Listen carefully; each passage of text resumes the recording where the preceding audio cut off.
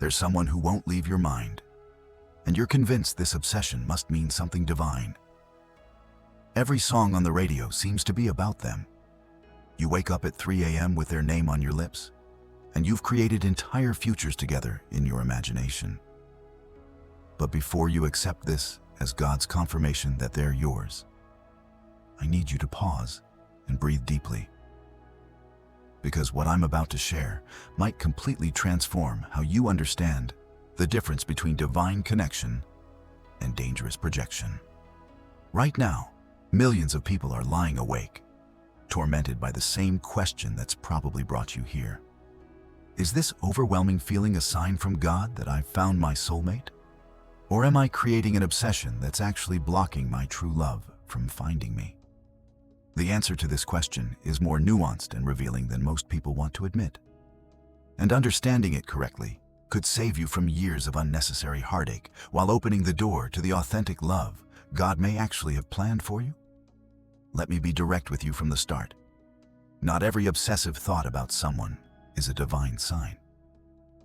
In fact, many times it's your wounded psyche seeking salvation in another human being instead of seeking the healing you actually need. This isn't judgment, it's recognition. Because I've been exactly where you are, convinced that person was divinely sent, only to discover later I was projecting all my unhealed pain onto someone who was never meant to carry it. The difference between genuine divine connection and mental projection is both subtle and profound. When God truly confirms someone for you, there's an underlying peace even within the intensity. You don't need to decode their every message, analyze their social media activity, or constantly seek reassurance. The connection flows naturally, like two rivers meeting to form something stronger. But when you're projecting, everything becomes a struggle. You're constantly anxious, interpreting every silence as rejection, modifying who you are to gain acceptance. Here's what most people don't understand. Obsession isn't love. Obsession is desperation dressed as destiny. When you vibrate at the frequency of desperate need, you actually repel what you're trying to attract. True love doesn't emerge from emptiness seeking to be filled. It flows from wholeness, recognizing wholeness. A healed person attracts another healed person. Someone drowning cannot save another person drowning. They'll both sink together.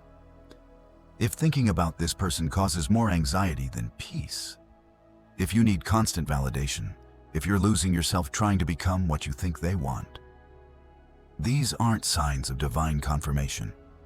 They're symptoms of emotional dependency. And here's the profound truth. Sometimes God allows these obsessive attractions to reveal exactly what needs healing in you before true love can arrive. This person dominating your thoughts might not be your soulmate, but your most important spiritual teacher, showing you where you need to grow. If this truth is stirring something deep within you, if you're recognizing patterns that have haunted your relationships for years, then subscribe to this channel right now. Because understanding the difference between divine love and human obsession isn't just helpful. It's essential for anyone serious about finding authentic, lasting connection. Hit that subscribe button and let's walk this journey of clarity together. What comes next will reveal the specific signs that distinguish true spiritual connection from dangerous projection. The signs that distinguish divine connection from emotional obsession are clearer than you might think once you know what to look for. Let's start with the most telling indicator. How does this person's presence or absence affect your inner peace? When God places someone in your life as a true soulmate, even their physical absence doesn't disturb your spiritual center. You miss them, yes, but you don't fall apart. You think of them with warmth, not desperation.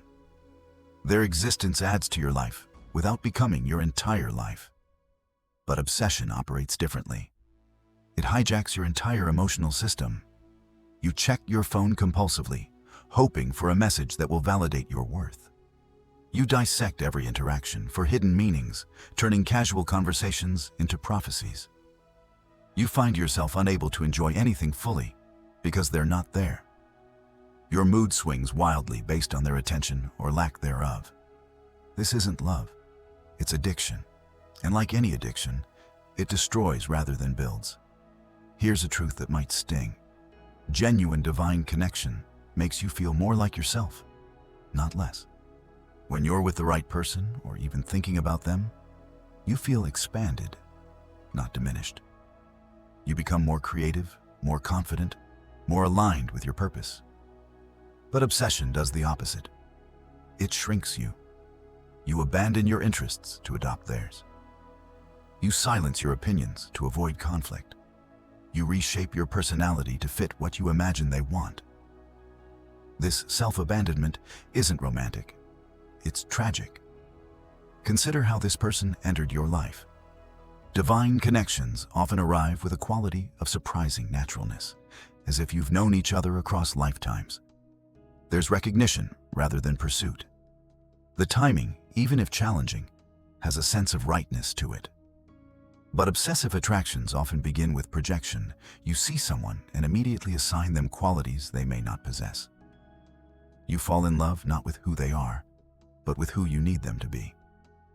You create an idealized version in your mind and then feel betrayed when the real person doesn't match your fantasy. The energy exchange tells you everything. In divine connection, energy flows both ways naturally. You give and receive without keeping score. There's reciprocity, even if it doesn't always look equal from the outside. Both people grow. Both feel energized by the connection. But in obsession, energy flows in one direction, from you to them. You pour out your emotional resources while receiving crumbs in return. Then convince yourself those crumbs are a feast. You're exhausted, depleted, always giving more, always hoping this time will be different. Pay attention to how you pray or think about this situation. If your prayers sound like, "God, make them love me," or "Please make them see what we could have," you're trying to manipulate divine will rather than align with it. Healthy spiritual connection inspires prayers like, "God, help us both become who we're meant to be." Or, "If this is your will, prepare us both."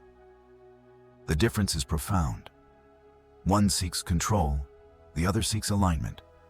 If you're recognizing yourself in these patterns of obsession rather than connection, if you're seeing how you've been pouring your energy into an emotional black hole, type the word clarity in the comments right now. Let this be your declaration that you're ready to see the truth, even if it's not what you hoped. Your willingness to see clearly is the first step toward attracting authentic love. The physical symptoms are undeniable. Obsession creates anxiety in your body.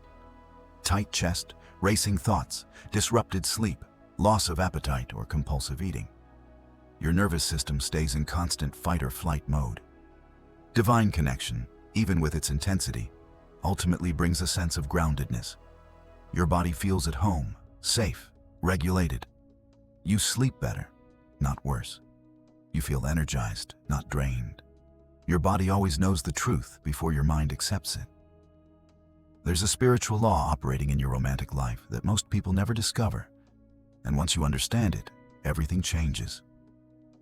It's called the law of divine reflection. And it states that every person who triggers intense emotion in you is reflecting something unhealed within your own consciousness. This isn't punishment or cosmic cruelty. It's the universe's most efficient healing mechanism, using other people as mirrors to show you exactly what needs attention in your own soul. When you're obsessing over someone emotionally unavailable, the universe isn't being cruel by dangling them in front of you. It's revealing your own emotional unavailability that you haven't acknowledged. Perhaps you're unavailable to yourself, constantly abandoning your own needs for others.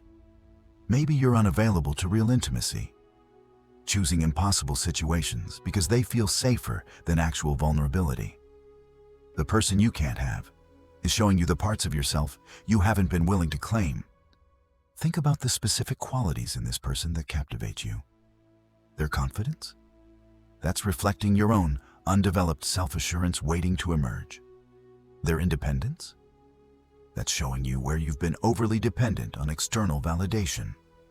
Their apparent indifference? That might be mirroring your own fear of showing genuine care and vulnerability. Every trait that magnetizes you is a quality your soul is ready to develop within itself. This is why the same type of person keeps appearing in your life, with different faces, but identical patterns. You keep attracting the commitment-phobic partner, not because you're cursed, but because something in your consciousness is still afraid of full commitment. You keep drawing in people who don't prioritize you because somewhere inside, you don't prioritize yourself. The universe will keep sending you the same lesson in different packages until you finally understand what it's trying to teach you. Here's where it gets even deeper. The intensity of your attraction is directly proportional to the size of the wound being activated. The more obsessed you become, the more significant the healing opportunity.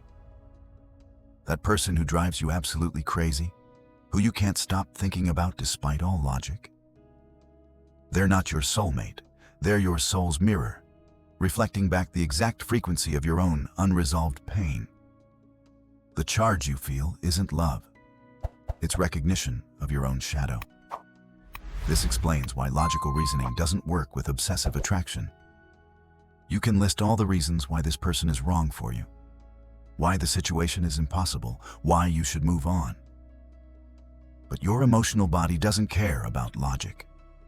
It's responding to something much deeper, the opportunity to heal an ancient wound. Your obsession isn't really with the person. It's with the healing they represent. You're not actually trying to win their love. You're trying to win the love you never gave yourself. The beautiful truth hidden in this law is that once you understand it, you stop being a victim of your attractions. You stop asking, why don't they want me? And start asking, what is this showing me about myself? You stop trying to change them and start changing yourself. You stop waiting for them to complete you and start completing yourself. This shift from external focus to internal work is where true transformation begins. When you heal what they're reflecting, something miraculous happens. Either they transform in response to your healing, or they naturally fade from your life as the lesson completes. Either way, you win. You either get the person in a healed dynamic, or you get freed from an unhealthy obsession. The universe is perfectly efficient.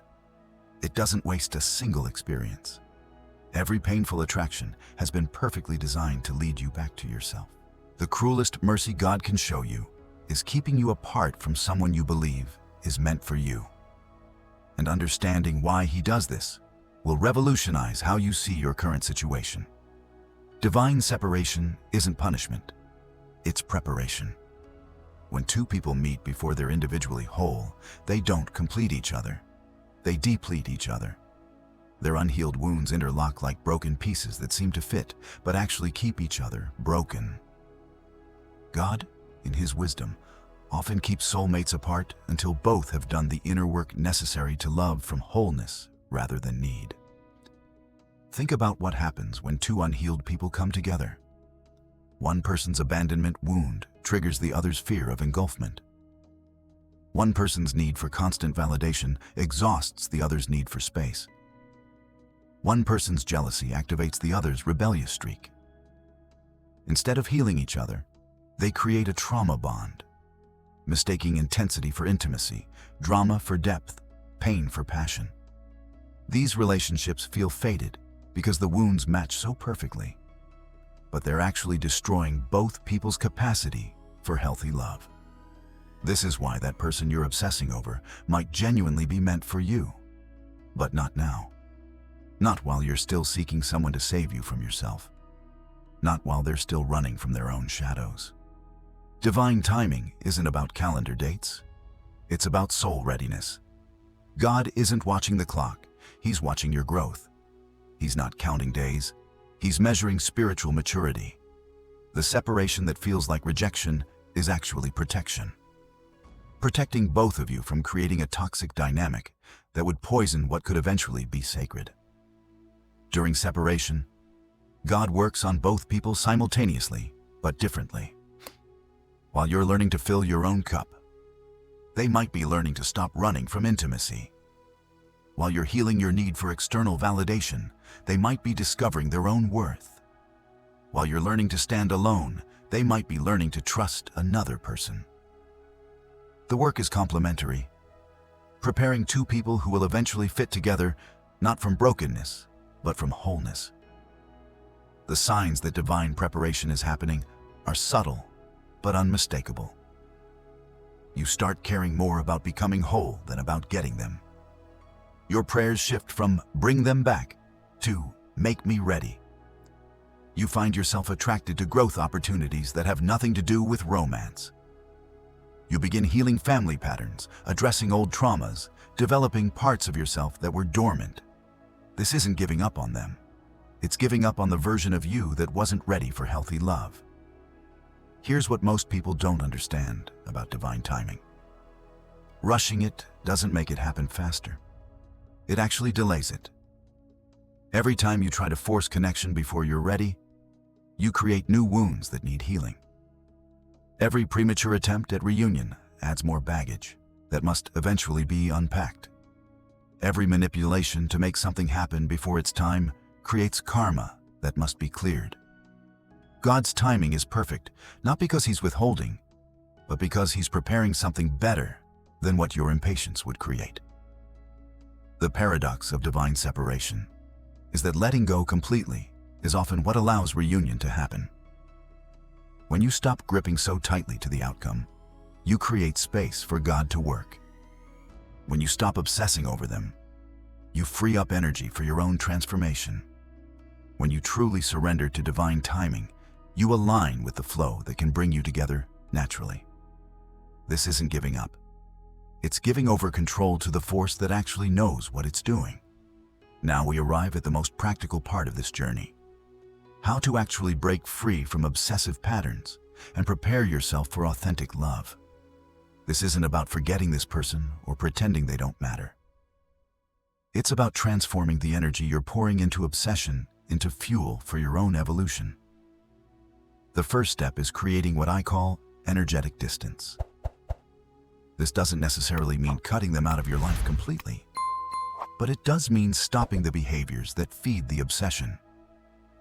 Stop checking their social media multiple times a day. Every time you look, you're sending energetic tentacles that keep you bound to them. Stop creating imaginary conversations and scenarios in your mind. Each fantasy you indulge strengthens neural pathways of attachment to something that isn't real. Stop analyzing their every word and action for hidden meanings. You're exhausting your mental resources, trying to decode messages that probably aren't there. These aren't acts of love. They're acts of self-abandonment. The energy you reclaim from stopping these behaviors needs somewhere to go. And this is where the real transformation begins. Redirect every impulse to check their profile into a moment of self-inquiry. What am I really looking for? What need am I trying to meet? Usually, it's validation, security, or proof that you're worthy of love. Once you identify the real need, you can start meeting it yourself instead of seeking it from someone who isn't available to give it. Start a practice I call mirror work healing. Every morning, before your mind can start its obsessive loops, look yourself in the eyes and speak the words you're desperate to hear from them. You are worthy of love. You are enough exactly as you are. I choose you. It might feel awkward at first, even painful, because you're confronting how long you've abandoned yourself while chasing someone else. But this practice rewires your brain to seek validation internally rather than externally. Address the root wounds that created the obsessive pattern. This usually requires professional help, therapy, counseling, or healing work with qualified practitioners. The wounds driving obsession typically stem from early childhood, abandonment by a parent, inconsistent love, having to earn affection through achievement. These patterns created a template that says love must be difficult, must be earned, must involve suffering. Until you heal these templates, you'll keep attracting people who confirm them. Develop what I call a fullness practice, actively building a life so rich and engaging that no single person could ever become your entire world. Return to abandoned hobbies. Pursue delayed dreams. Reconnect with neglected friendships. Learn something that challenges you. Create something that expresses you. Travel somewhere that expands you. The goal isn't distraction, it's expansion. You're literally creating more space in your life so that when love comes, it enhances your world rather than becoming it. The practice of surrender is perhaps the hardest but most crucial step. Surrender doesn't mean giving up or not caring. It means releasing your white-knuckled grip on how you think things should unfold. Write a letter to God, the universe, or your higher self, formally releasing this person and situation. I release my need to control this outcome. I trust that if they're meant for me, nothing can keep them away. If they're not, I trust that someone better aligned is coming. Then burn the letter, bury it, or release it to water. Physically, let it go. I want to share with you a real story that completely transformed my understanding of how God prepares two people before bringing them together. Sarah was a young woman who lost her parents in an accident when she was barely 22. Overnight, she became responsible for her 14-year-old sister. She could have placed her sister with relatives and continued her own life. But something deeper called her to sacrifice her dreams to raise this girl. Through this painful journey, Sarah developed extraordinary strength, unshakable faith, and a capacity for unconditional love that only comes from choosing others over yourself every single day. Meanwhile, across the city, David was building his business empire. He had everything material success could offer, but his relationships were shallow, transactional. He could have married any woman who was attracted to his wealth, but something kept him single, searching for something he couldn't name. Through his loneliness, he was learning discernment, developing depth, discovering that success without someone to share it with meaningful connection was empty achievement. What neither of them knew was that God was using their separate struggles to prepare them for each other. Sarah's years of sacrifice were teaching her the true meaning of commitment. Not the romantic kind you see in movies, but the daily choice to love, even when it's hard. Her financial struggles were teaching her to value character over comfort. Her isolation while raising her sister was showing her the difference between being alone and being lonely. David's journey through material success was teaching him that wealth without purpose is poverty. His failed relationships with women who only saw his bank account were training his discernment to recognize genuine character. His seasons of deep loneliness were developing in him a gratitude for authentic connection that only comes from knowing its absence. God was using his abundance to prepare him to provide, and his emptiness to prepare him to receive. When they finally met, it wasn't at a glamorous event or through mutual friends. Sarah was working at a small coffee shop to make ends meet while her sister was in school. David came in one rainy Tuesday, frustrated from a business deal gone wrong. When Sarah served him his coffee, their eyes met, and both felt something shift, not fireworks or drama, but recognition. Like two pieces of a puzzle that had been carved by the same hand, finally finding where they fit.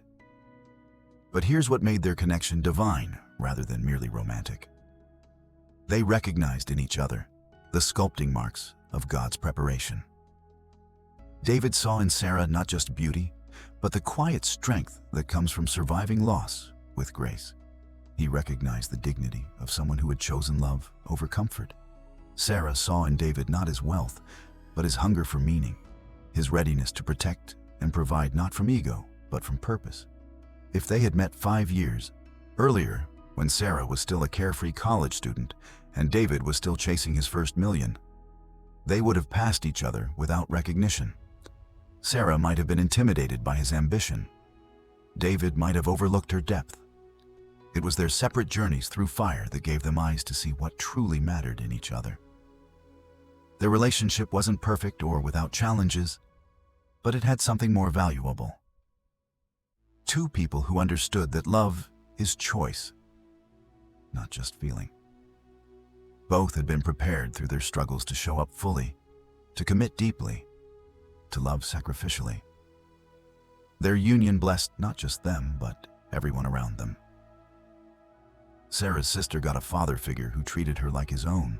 David's business became a force for community good rather than just profit. And together, they created a foundation that supported other young women who had lost their parents. We've traveled through difficult truths together, and now it's time to integrate everything into a path forward. You came here wondering if the love you feel for this person is divinely ordained. And the answer is more complex than a simple yes or no. What you feel might be divine, but it might also be divine in a different way than you expected. As a catalyst for your own healing, rather than as your destined partner. The beauty is that when you do the inner work, you win either way.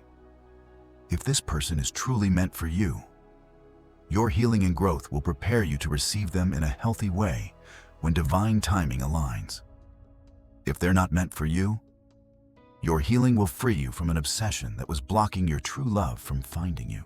Either outcome leads to love, either with them or with someone even better suited for your healed self. The universe doesn't make mistakes. It only offers lessons wrapped in the disguise of relationships. The path forward isn't about forgetting this person or forcing yourself to stop caring. It's about transforming your relationship with the situation from one of desperate need to one of peaceful trust. This means accepting that you cannot force divine timing. You cannot heal another person's wounds, and you cannot make someone ready who isn't. What you can do is become the most whole, authentic, healed version of yourself, and trust that this version will naturally attract what's meant for you. True surrender doesn't mean giving up hope. It means giving up control. It means saying to God, the universe, or whatever higher power you believe in, I trust your timing more than my impatience. I trust your wisdom more than my limited perspective. I trust that if this person is meant for me, nothing can keep them away. And if they're not, someone better aligned is being prepared for me right now. This surrender isn't passive. It's the most active thing you can do because it frees up all the energy you've been using to control outcomes and redirects it towards your own growth. The love that God has for you, the love that the universe intends for you, doesn't require you to lose yourself. It doesn't ask you to shrink, to obsess, to wait in suspended animation. Divine love expands you, heals you, calls you to become more of who you truly are. If what you're experiencing is making you smaller, more anxious, more desperate, then it's not divine love yet. It's an invitation to heal so that divine love can find you. Here's my final truth for you. The person meant for you will not require you to chase them endlessly. They won't trigger your abandonment wounds. They'll help heal them. They won't make you feel crazy. They'll make you feel seen. They won't be a source of constant anxiety. They'll be a source of peace. And when they arrive, whether it's this person after healing or someone else entirely, you'll understand why everything had to happen exactly as it did. Your journey from this moment forward is about becoming someone who doesn't need another person to feel complete, but who chooses to share their completeness with another whole person. It's about healing your wounds, not to win someone's love, but to become capable of giving and receiving healthy love. It's about trusting that what's meant for you will find you when you're truly ready to receive it. If this message has brought you clarity, if you're ready to transform obsession into growth, pain into power, and desperate need into peaceful trust, then subscribe to this channel now. Your journey toward authentic love isn't a destination. It's an ongoing evolution, and we're here to support you every step of the way. Thank you for allowing me to share these truths with you today. May you find the courage to heal, the strength to let go, and the faith to trust that your love story, your real love story, is still being written by hands far wiser than our own. Trust the process, do the work, and watch how beautifully everything unfolds when you're finally ready to receive what was always meant for you.